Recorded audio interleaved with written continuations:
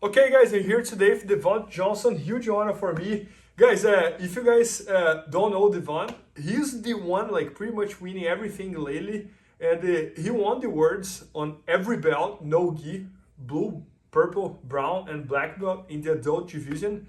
And with gi, he won as a purple belt, he won as a brown belt, and he got third in the black belt. So he's this close to become like the one who wins everything and the best one in his division. So he just shot an entire structure about guard passing, and if you watch him competing, he has a very like aggressive guard passing. And today he's gonna show us here one of the moves, and I'm very excited to learn. So thanks for being here, Devhonte. Thank you, sir. Appreciate it. Thank you. So for the instructional, we talk primarily about finding ways to get into the stack pass from different positions, right? Because it's cool to know a bunch of different passes, right? But a lot of times when people do jiu-jitsu, right, one grip or one control kind of changes the dynamic of everything, and it can be hard to find your way back into the position. So during the course of the instructional, we take different looks at different scenarios where you're going to find yourself most likely in the course of a jiu-jitsu match, right? And how you can center it back to the theme of the instructional, and that being the stack pass, right? So we'll just take a look at one of the positions that we worked on in the instructional, and that was primarily working from Spider Lasso. Spider Lasso. Yep. Hold this second. Yep.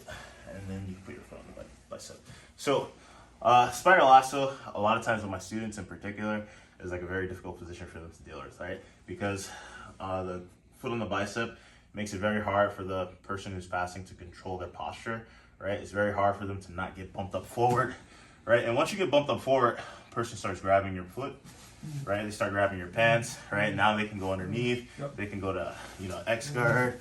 Boom, they start really, whenever someone gets under you in jiu-jitsu, is really bad, right?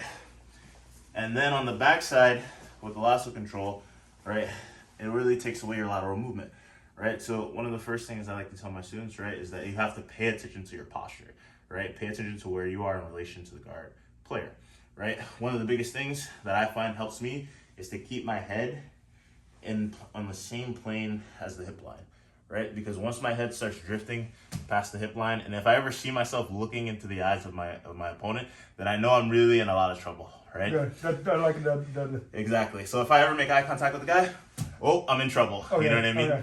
So I stay back, I try to stay heavy, I try to keep my elbow closed, right? It may seem like a lot, but it's very difficult for the guard player to bump you, right, with the lasso as high as you would like to. If in the beginning, once they get to the lasso, you close your elbow. So Bernardo, work? Yeah, work. Good. Very It's a bump. Yeah. So they might move you a little bit, right? But it's really hard to get you going right above the hip line if you close the elbow early, right? And what we're gonna do with the right hand is I'm gonna try and get a strong grip on the collar and pull myself to Bernardo's shoulder and start walking off to the side. And then I'm gonna use my shin behind his hamstring to take a little bit of the power out of his lasso. Continuing to pull, once again, that same side shoulder. And now we're gonna swim our hand aside. When I swim my hand, I wanna think that I'm doing a hammer curl, right? Boom, right? And then I get that foot off the bicep. Now I reaffirm this grip. I'm gonna use my elbow, my forearm to work together and slide his ankle to my ankle. Right, now this is good because it's gonna stop the inversion. Now, most likely Bernardo is gonna reaffirm his grip on my sleeve because he needs to grab something, right? But this control is really important because it stops the inversion and it's gonna make it hard for him to re-pummel for that foot on the bicep, and it's very uncomfortable for the person on the bottom. Yes, It is. right? So now, if you notice, just by closing my shoulder, using my shoulder and my bicep to pressure down on Bernardo's shin, now his foot is a bit free here. Right? Once this foot is a little bit free, now the lasso is a little bit weaker. Bernardo knows he's in trouble. He has to do something, but it should be very hard for him to move from this position unless I make a mistake. At this point now, I'm gonna use his shoulder as a reference point, and I'm gonna start my tripod, and I'm gonna make him support my weight here. Okay, I don't bring my butt too high. I stay now at his shoulders, all right, below his shoulder line. And now I'm gonna start working. As I start turning, I switch my grip so that my elbow is closed here, right? As I start working his knee towards his chest, opening his heel so I can fit into this space. Now, typically a response that people are gonna have in this position is to grab the tricep. So grab my tricep. Now, this is dangerous if we had the grip that we had in the beginning, where we came back and I have my grip here. If I come, yes, if I start coming out this way, boom, it's gonna pop my elbow. He's gonna pull my elbow in, and now he's gonna pop my arm, right? He's gonna get an arm bar or something like that. But once I start to make my tripod, if I switch my grip where my palm is now facing Bernardo's shoulder, right? It's gonna be harder for him to break this grip. So now, Bernardo, start using all your, pull There's bar, no way. right? And I keep this foot pinned. Now as I'm coming out to the side, I'm gonna use my shin behind his knee and start walking him up, walking him up, walking him up, right? And now I use his own leg to break his grip, and now I stuff both his legs. And now I use my kneecaps. So my kneecaps here are picking up Bernardo's hips, and now I'm gonna collapse underneath his tailbone. Okay, so now both my knees are pinching. I'm underneath his tailbone. I'm gonna connect to the cross collar. Okay, I'm gonna reach my right hand across his shoulder line. And I'm gonna place my foot against his bicep. Oh, sorry.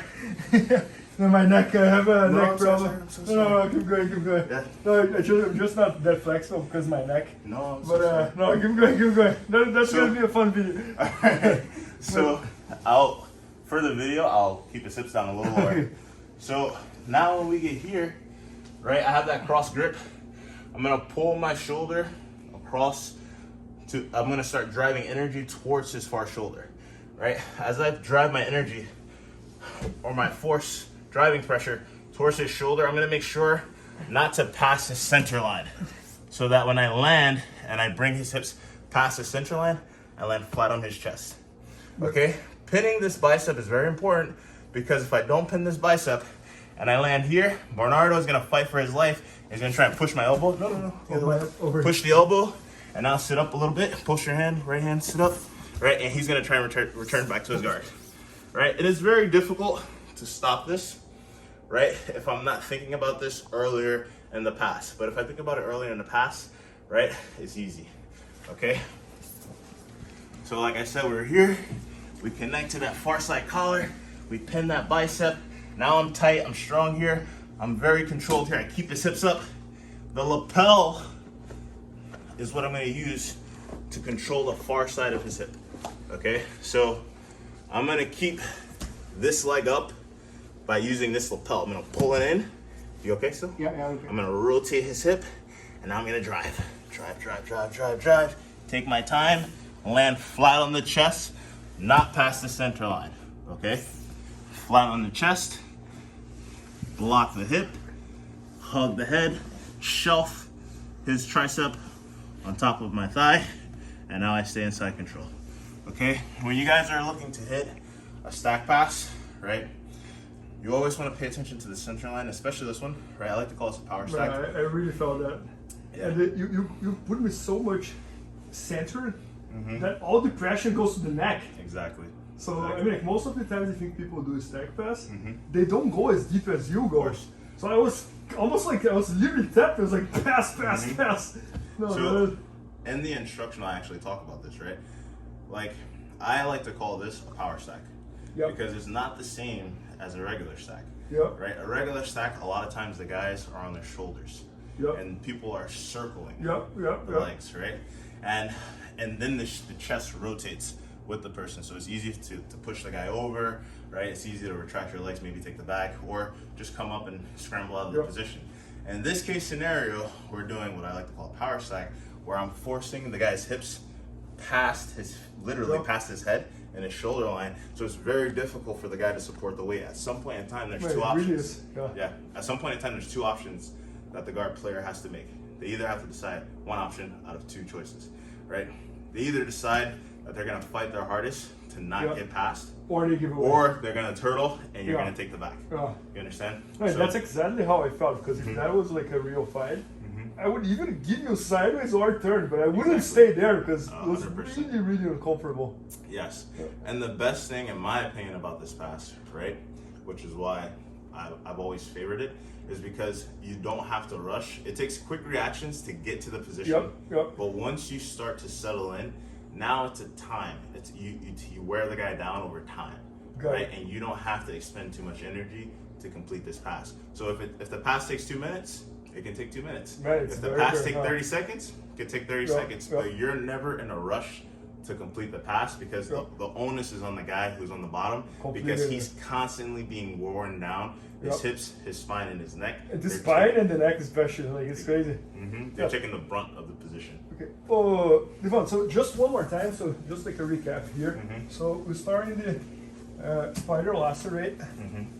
And then So this is one thing we don't want to have happen. Once we notice that we're getting put in the position, we got to close off the bicep, and now we're fighting from here, right? Because you're fighting for this bump, right? And I'm trying not to let you get here, and then I'm gonna take my angle, from my grip, right? My partner may try to keep the lasso more to the side. Then you break the grip. Then I break the grip. The shin helps. And now it's the time to start stretching it here. Exactly, right? absolutely. Right, and then you're gonna reaffirm that grip most likely, and I'm just gonna stay controlled on the pant leg. Then I switch here. And now, how do you go from here to the stack? So from here, it's a tripod. Forearm. I kind of like split the hips here. As I drive towards your head, all my toes. Oh my God! Driving. Then I use my knees to bring the hips up. Okay, and then I sink behind your hips. So this is really important because I have to get my chest. My reaction here is to give away the turtle. I would do this. Like I wouldn't stay there. Like there's no way. 1000%. And the guard passer has to be ready to take whichever option the guard player gives, right? Because you can mess yourself up if you try to finish the pass and not take the back, right? So if it starts to roll, you take the back. But it's really important that we get our chest behind the tailbone, because your main goal is to get your hips down from this position. You know what I mean? And then we see guys fighting from here. But it's much better for you. You don't have to work. You can stay there all the time. I agree. You understand? So we got. So just so everybody understands over there. So the difference between this, which is the wrong way, and the right way, what exactly is the thing? So getting the guy's hips up, using your knees, and using the knee. Okay, I got it. To support the guy. This is horrible. And then you get your chest behind. So one position. That's crazy. Of course, one position. I'm down here on my knees, and I'm trying to use my arms to pass the guy. Trying to get grips to pass the guy. So the ultimate point is the chest versus the hip. It's not even the knee. Absolutely. One more time. So the knees help you get the hips up, right? Because especially with a guy like you, for example, big guy, strong guy, I might need my knees to help me support the hips. And then my God. Chest. Right there. Oh my God, that's crazy. So one, I'm down here, and the other one, I'm more like here. Right, but my arm. Guys, I'm not gonna edit this video just so you guys see how real it is. Because I was literally like tapping over. I felt like my neck would break, something like that. Of course. Oh, that's the kind of the feel that you want as the guard passer for the guard player to feel. You want to feel like they can't support your weight, your pressure in this position. You want to force the guy into a situation where he has to choose how to give up the pass. You understand? No, that's amazing. That's what the thing that fascinates me the most about Jiu-Jitsu, because we learned stack pass in the first week of Jiu-Jitsu probably, but to get to this level, this is like years and years and years studying the stack pass. And this detail that he showed using the chest versus the hip, I had never seen that. I had seen the knee versus the hip, but not the chest. And also put the chest over there. I was literally tapping, so that's incredible. Thank you. So guys, Devhonte just shot an entire instructional pretty much all about the stack pass. And I love the stack pass, Devhonte, because it's something simple that everybody can do. You don't need to be athletic, you don't need to be flexible. You can even do from your knees many times. So guys, make sure to check it out. It might be one of the best instructionals about stack pass. And something very simple, everybody can do, doesn't matter which belt you are. So it's going to be at BJJFanatics.com very soon. Maybe by the time you're watching, it's already there. So, and one more thing. The cool thing about stack passes is that you see them from as light as rooster weight. Heavy as ultra heavy. So like, if you learn how to do a stack pass really well, it doesn't matter what weight you are, what size you are. It applies to all of the divisions, and it really works well. Like I started learning how to stack because all the guys that I train with works gi, works no work gi. works no gi. No, that's true. That's and when true. the guys are flexible, it's hard to let the guys entangle your legs. Next thing you know, they're spinning under you and stuff like this. So it's good to block this early. Yeah, and also stack pass is one of the only passings that there's not too many counters. Absolutely. Also, you get a stack pass. There's no bolo, there's no spider guard, there's no lasso, there's no. Maybe you gotta watch out for the neck. Those like no arm triangle, but that's it, right? Exactly. And with this position, it's very hard. If you notice too, like with the forearms behind the hamstring, it's really hard for the guys to shoot the triangle, to shoot the no arm triangle, and even like a loop choke. Sometimes guys will do loop chokes, but that's because the guy's hips are low and they have better posture. You understand what I'm saying? You're compromising the spine when you do the stacking this way, and it's very hard to do anything but think about giving up the pass or trying to escape. You know? No, I fully agree. Guys, make sure to check it out. Devhonte is an amazing athlete, and as you guys can see, he's an amazing instructor as well. So his instructor is going to be at BJJFanatics.com very soon. Maybe by the time you're watching, it's already there. So thanks so much for watching. And I'm not going to edit this video. I want you guys seeing my pain. Please help me out to grow my YouTube channel. Just click subscribe. And to watch more videos, just click under see more videos. I hope you enjoyed. BJJFanatics.com. Use the promo code YouTubeFaria to get 10% off any instructional video. Improve your jiu-jitsu faster.